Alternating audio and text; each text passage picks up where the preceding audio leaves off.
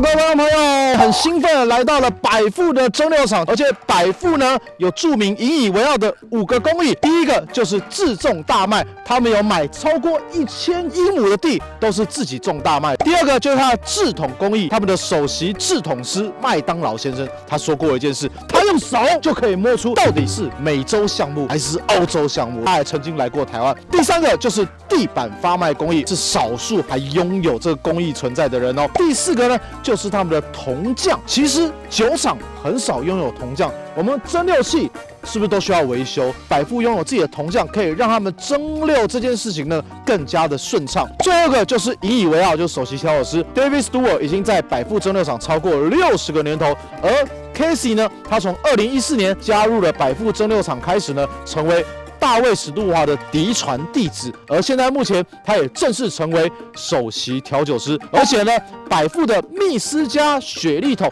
也就是来自于我们 Casey 的手艺。那最后一项工艺呢？你们不会讲说，不是只有5个工艺吗？那第6个是什么呢？第6个，各位最引以为傲的就是百富蒸馏厂。我是继蔡依林之后第2个来到百富蒸馏厂的台湾人，耶！封面炮，耶！留言区会不会出现我早就去过了，社长现在才去哦？就跟着我的脚步，我们一起去揭开百富蒸馏厂的奥妙。那你记得要干嘛呢？记得要订阅、按赞、开启小铃铛，而且加入我们的李浩会员频道，我将会有一系列酒厂的影片分享给各位观众朋友。Go 走！Balvenie Distillery, we've been farming Balvenie Mains Farm, which is just over there. And all the fields around here are from the farm. The farm's now run by the Wiseman family. So we produce 10% of what the distillery needs in terms of malt on a yearly basis for our own maltings. It doesn't supply everything that we need. That's pretty normal. So we just keep it alive. Being family owned, we can do these unusual, more traditional things. It's not all about the bottom line. An accountant would have told us years ago to close this down. But we want to keep that tradition alive. So we do. There are some things that are where the value is slightly more intangible than just monetary value. So here we have 2 steep tanks. This is where we basically soak the barley. The barley is put onto the elevator at the other side of the room, along the conveyor and down into one of the 2 steep tanks. And we'll soak the barley for 2 days in total. It's not entirely underwater all that time. It's 12 hours wet, 12 hours dry, 12 hours wet, and then 12 hours dry. Dry period's called an air rest, and that's basically just to allow the barley to recharge itself. So it expels a little bit of carbon dioxide, takes in a bit more oxygen, and that will help it for its germination later on. Unfortunately, today we're not processing anything, so this floor's looking pretty empty. But this is where we would turn the barley, and traditionally that would have been done by hand using the shield or the malt shovel. You want to get a feel of that. 好轻哦，怎么那么轻？ That would be how they would turn the barley, just throwing it behind them. They would go backwards and forwards, up and down this large malt floor, and basically every bit of the barley gets its turn on the top of the bed. So they would take the 2 piles of barley that would just been fallen down from the floor below and spread it out about so high. You can fit about 3 batches of 8 tons on this floor. The barley on the top, if you just left it, would germinate very happily on its own, but the stuff at the bottom would go mouldy with no sunlight and with it being quite wet, having a high moisture content. So that's where the turning comes in using the shield. And as they're turning it, a batch of 8 tons of barley will make its way from the far end of the room to this end. And just moving it down as they're turning it. Now they don't use the shield all the time nowadays. They use this quite a lot of the time, which is called the barley turner. And it has these paddles going around that'll turn the barley for them. So there's no danger of them getting monkey shoulder anymore, which is an RSI that you might get if you worked as a maltman on the floor for a very long time. You get a dropped shoulder, depending on whether you're left or right-handed. We thought we'd name a whiskey after it. So what's happening during this stage in that barley seed is basically we've awoken enzymes in the barley seed by soaking them in the steeping tanks, and their job is to go to work on the starch in the barley seed and convert that starch to sugar. What they're basically doing is creating an energy store from which the plant can start growing. So that's what's happening. While they're turning it and giving everything this even aeration, the enzymes are going to work and converting the starch to sugar. By the time it gets to this end of the floor, which on average takes about 6 days, it can take up to 2 weeks during the winter when it's very, very cold, or it can take as short time as 4 days when it's a bit hotter during the summer. But on average 6 days, the barley has started to chit, start to germinate, and we call that green malt.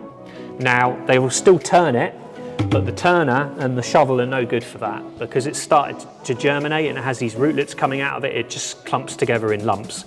So they use a hand plough called a grubber, a much more heavier piece of equipment, which they pull behind them just to separate those grains apart. Once they've judged that it's ready to go into the kiln, and this takes the green malt towards the elevator. If you look in here, there's one end, there's the other, just goes round and round and round. It's a belt with lots of scoops on it, scoops up the green malt, takes it up 2 floors and down into the kiln. And then we can start malting that barley. 那我们现在进入我们烘麦的程序。 So here we are in the kiln. So as I just explained, the green malt has been transported up here through the elevator, comes down through a tube which is attached to a machine that sprays the barley over the floor. If you look at the floor, it's very finely perforated. So the barley is spread out by the guys will come in here and spread it out and tidy it up about the height of the tiles, and they will sort of close the door and go down and heat the furnace up and try and get that heat going. So the floor is perforated to allow that heat through and to dry the barley off, kiln the barley and give us our malted barley. We have this machine that runs up and down these rails at the side of the room with these paddles, and it goes round and turns that green malt as it is being kilned, and that's just to keep the temperature down. If you were to just leave it, that bed of that malt would get hotter and hotter and hotter, and you get an uneven malting. Some of them might even be roasted a bit too much. So that just keeps everything ticking over and keeping that temperature down as it goes up and down the room. Back in the day, they would have had to come in here and do that by hand, but luckily they don't have to do that anymore. It's about a day kilning in here. We'll go downstairs and have a look at the furnace. We'll talk about the fuel sources that we use, how we heat that furnace up. 刚刚看到是烘麦的程序，我们要烘麦是不是要泥煤？所以由 Mate 来介绍我们的泥煤的一个程序、一个工艺。So here we have our furnace. So this is supplying the heat for the kiln upstairs. Now, ever since day one this furnace was built, 1928-29, we've been using anthracite, which is a type of smokeless coke. So it burns very, very efficiently for a fossil fuel, just gives you pure energy, pure heat, no smoke. So it doesn't impart any flavour to the barley whilst we're kilning it. It's just allowing those biscuity, sort of malty notes to come through from the raw material itself. We're kilning for about a day, 24 hours, and for one of those hours we will burn a small amount of peat in this furnace here. It's literally about this much, and this is peat here. This is the sort of material we're using that we'll get from an hour from here from a peat bog called St Fergus moss, which a lot of the industry uses. And peat is basically decayed vegetation. Plants have died, they fall to the floor, they get crushed over thousands of years in a waterlogged environment, and it stores a lot of carbon, so it's a good energy source. And people used to heat their homes and cook their food with peat here. Before the railways came to Speyside in the 1860s, all the distilleries were fueled by peat as well. And there's a lot of peat in Speyside, despite the fact that a lot of people don't associate Speyside whiskies with being peated, but they were if you go back far enough. We're using this peat for just an hour. But for 1 week a year, we'll make a very heavily peated whiskey, and that's what we call our week of peat. And we'll use more of the peat and kiln the green malt over it for longer to give us more of a heavily peated Balvenie. But we've released a few whiskies from that batch. We have actually deliberately roasted some barley here. We've taken advantage of having our own maltings and experimented. You get much lower yield of sugar, so it's a very inefficient way of making whiskey. But but we've made a few whiskies, released a few whiskies using this roasted malt. We had a whiskey called Roasted Malt, 14-year-old from back in the day, which was exclusive to a UK wine store. 12 years later, that same batch, we released the 26-year-old Day of Dark Barley, which is now discontinued. Both of those are discontinued. We have a bit of fun. We play around with the maltings every now and again, see what happens. But yeah, that's the malting. So after those 24 hours in the kiln, we've basically shut the enzymes down. We've stopped that process of them turning those starches into sugars. And we've got our malt, and we're ready to start processing, and that malt will be transported across to the distillery. All good? 那我们现在进行我们的百富这边的糖化作业，由我们的 Mate 来做我们的介绍。So here we are at mashing. So we have our grist, what you can see in this box. Oh. So very, very roughly milled. Yeah. It's around only about 10 to 15% flour content. The rest is husks and grits. We'll put 11.9 tons of the grist into the mash tun. We'll put 3 waters through that grist. And what we're basically going to do is reawaken those enzymes and allow them to finish the job they started at malting. We put them to sleep during malting, we're going to wake them up again. So these waters are set at specific temperatures to allow the most amount of enzymes to go to work. So the first water, which goes in the same time as the grist, is set at 65 degrees centigrade. And we'll stir through this sort of porridgey mass of hot water and grist. The enzymes are awoken, they go to work and convert the rest of the starch that hadn't already been converted to sugar to those sugars. And those sugars are soaked into that water, and we drain that water out of the mash tun. We call that the wort. It's very, very sticky and sugary. And that goes via the heat exchanger, which cools it down to 16 degrees centigrade, on to fermentation. Then we'll put the next water on, that's at 75 degrees C. Certain other enzymes do their thing at that temperature, and that goes via the heat exchanger alongside the other water. That will give us 53,000 litres of wort, and those first 2 waters have extracted 98% of the sugars from that 11.9 tonne batch. So we've got this annoying last 2% of sugar that we can't quite get out with the first 2 waters. So we put a third water on at 85 degrees C, and that gets that last 2% of sugar. Now it's mainly water, that third water, it's only 2% sugar, so it's no good for fermentation. We hold it back in these hot liquor tanks over here, and that third water goes towards part of the first water of the next mashing cycle. So those 3 waters will take 5 hours. We do 5 mashes in just over 24 hours. 26, 27 hours, we'll do 5 mashes. Then we start all over again. 所以其实他们在百富酒厂里面，其富的糖化槽跟百富的糖化槽是分开进行，但是都在百富酒厂里面。Mashing and fermentation on the same site, but the still house is further away. 所以是不是内行人看门道，外行人看热闹的？看到2个糖化槽，哎呦，第一个就反映出来了。我们现在来到这个百富的这个发酵槽，一看非常非常的壮观，而且呢，这边我竟然发现一个惊人的秘密，既然百富的发酵槽跟其富的发酵槽都在这边。So we're now at fermentation. So this is the first stage where we can start influencing the flavour and the style of our whiskey.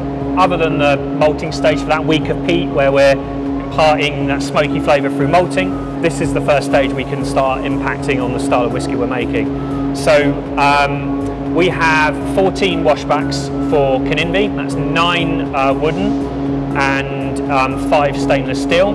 Sister distillery Kinninvie has 10 wooden washbacks. So these are all the wooden washbacks for Balvenie, you can see here. So those first 2 waters from mashing, 53,000 litres, will go into 1 washback. We'll then pitch in 260 litres of liquid yeast. That's called Maori, which is widely used by the industry.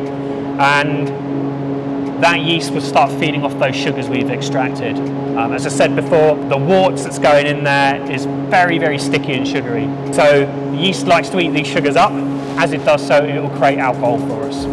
After 48 hours, the yeast has eaten all those sugars up, and it's created 9% of alcohol for us. So that's the yield we get. And our wort is now called our wash. We've made a pretty strong, but very simply made beer. Now at that point we could then take that wash to distillation, because we're not going to get any more alcohol out of those yeast cells, but we're going to leave it in the washback for another 20 hours. Now this is what the industry would refer to as a long fermentation, where you're taking longer than the minimum necessary just to get your alcohol. You're leaving it for another 20 hours. And this is to encourage a process called esterification. So the longer we leave them in for, the more in these washbacks for, the more esters we create. And these esters are flavour compounds that will lend our resultant whiskey all those years later more of a fruity, floral, sort of grassy aroma and style. The longer you go, the more esters you get, basically. So only after about 68 hours are we ready to go to distillation. 现在来到我们百富酒厂最兴奋的地方就是蒸馏。那我们请我 Mate 来帮我们介绍，因为我看到明明书上写11支蒸馏器，我怎么看到只有5支呢？请我们 Mate 来跟我说明。So now we're in the still house. What you have in front of you here are your spirit stills. Next door are our wash stills. They're receiving the wash from fermentation, which at that point is 9% ABV. Now distillation works on the basis that alcohol and water have separate boiling points. The boiling point of alcohol is 78.5 degrees centigrade. So when you heat that wash up, that 9% of alcohol will boil first, and it will come up the still as a vapor, down the line arm and into the condenser. We use shell and tube condensers here. They do exactly as I say they do. They condense the vapor back into a liquid. And after running the wash stills for 5 hours, we've increased the alcohol strength from 9 to 24 ABV. That's called our low wines. So our low wines, via the low wine receiver, is charged into the spirit stills here. Now, we practice here at Balvenie what you call unbalanced distillation. We have 5 wash and 6 spirit stills. So we don't have an equal amount of wash to spirit stills. We have 1 extra spirit still. The reason we do that is to allow the alcohol in the spirit still run to have more contact with the copper.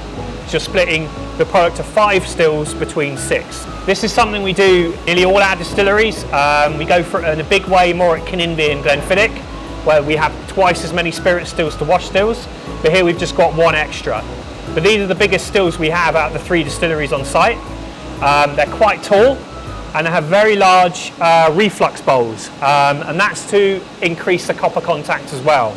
That will influence how the vapor behaves in the still. The reflux bowls will encourage more of that vapor to condense back to a liquid and fall back down to be heated up again. The height works that way as well, because the heat source is at the bottom. The higher you go, the colder it gets in the still, the more likely you're going to encourage those alcohol vapors to condense. So what you're basically doing is you're making it more difficult for the vapor to come up and out of the still and be condensed in the condenser. Keeps on falling down to be heated up again. So it's spending longer in the still, which means it's spending longer with the copper, which means it's getting lighter and fruitier, because copper acts 2 ways with the alcohol. It does 2 things to the alcohol during distillation. It strips away the more heavy sulfury compounds, making your resultant whiskey lighter. It also acts as a catalyst for the creation of more of those esters. So you can determine the style of a whiskey by how little or how much copper contact you allow. And you can do that by the amount of stills you have and the size and shape of those stills. So, as I said earlier, everything here at Balvenie is run by hand. The spirit safe here is run by hand. It's a perfect piece of equipment. They were invented in 1823. First one was at Port Ellen Distillery, and they're exactly the same as they were in those days. So the stillman or woman will have to take that cut or the heart by hand. In the middle bank you have the hydrometers. You can draw off some of the spirit from the still at any given point to get that strength. And we take our cut between 74 and 64 ABV. At that point we're capturing a lot of these fruity esters that we've created through fermentation and long copper contact. And by ending the cut at 64, we're getting into the more fainty, more heavier, savoury flavours coming off, and we're getting quite a well-rounded, medium-bodied whiskey, fruity with a bit of backbone.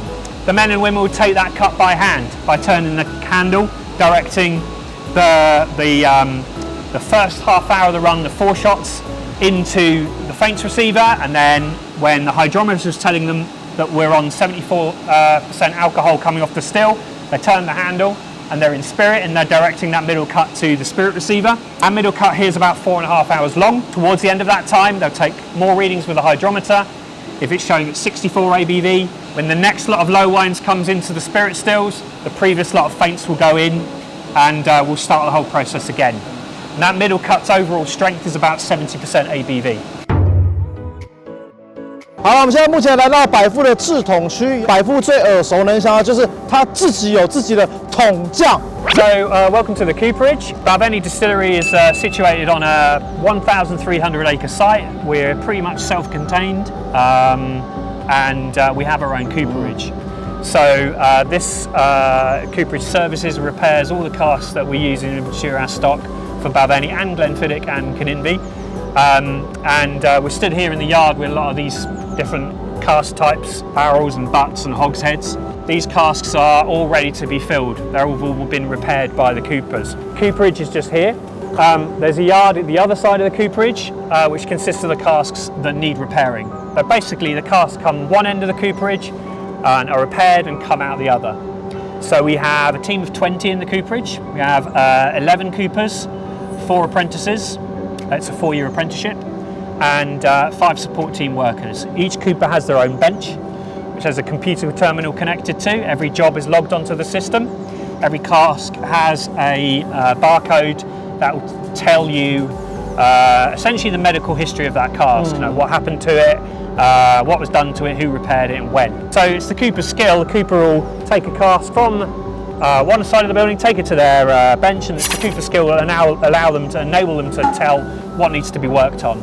And they'll repair that cask, rejuvenate that cask, and then take it to one of the support team workers who's working a big pneumatic machine called the hoop driver. There's these big claws.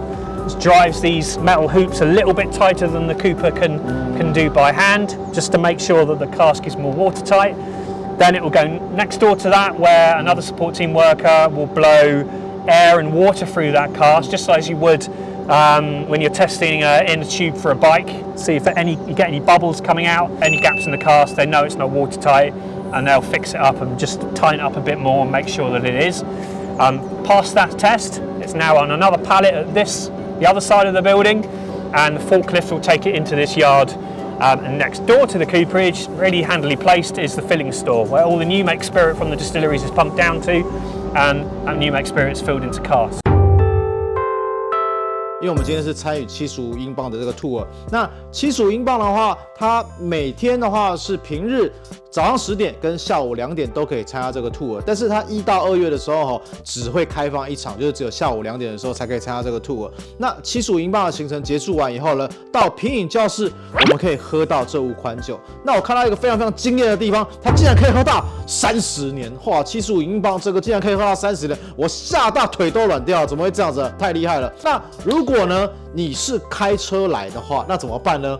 百富其实也很贴心，它可以让你装这个迷你酒，可以装回去，然后很漂亮。你看，它有个小盒子，很像一个礼物的感觉，是不是很贴心？它要给你那个酒标哦，然后把它贴到上面去。那如果各位来到苏格兰的时候可以直接到这个百富的官网，然后可以直接去预定他们的行程。那像我们今天整个行程就是75英镑的行程，都非常非常轻松愉快。每一个行程呢都可以让8个人参加，一次8个人。然后希望各位可以喜欢我们今天导览的一个介绍。那你记得干嘛呢？记得持续关注我们的频道，记得订阅、按赞、开启小铃铛。咱们李奥上的影片，下礼拜见，拜拜。